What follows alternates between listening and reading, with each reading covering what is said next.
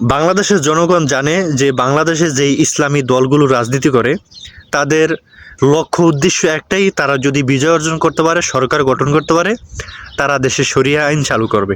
সম্প্রতি সময়ে জামায়াতে ইসলামের আমির ডক্টর শফিকুর রহমান তিনি খ্রিস্টান সম্প্রদায়ের একটা প্রতিনিধিদের সাথে সাক্ষাৎ করেছে এবং সেখানে তিনি বলছেন খ্রিস্টান ধর্মের যে অনুসারীগুলো আছে তারা যেন নিজেদেরকে সংখ্যালঘু মনে না করে। কিন্তু এর পরের কথা তিনি বলছেন যে জামাত যদি ক্ষমতায় যায় তাহলে শরিয়া আইন চালু করবে না, পরিচালিত নিয়ম অনুযায়ী তারা দেশ পরিচালনা করবে।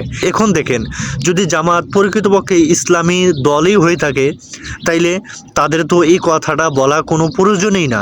এই কথাটা বলার কারণ কি? তারা হয়তো এরকমভাবে বলতে পারতো যে আমরা যদি নির্বাচিত হতে পারি তাইলে শরিয়া আইন চালু করার যথাযথ আমরা চেষ্টা করব। যদি শরিয়া আইন চালু করি তাইলে কোনো ধর্মের লোকেরা কোনো ধরনের অসুবিধার ভিতরে পড়বে না।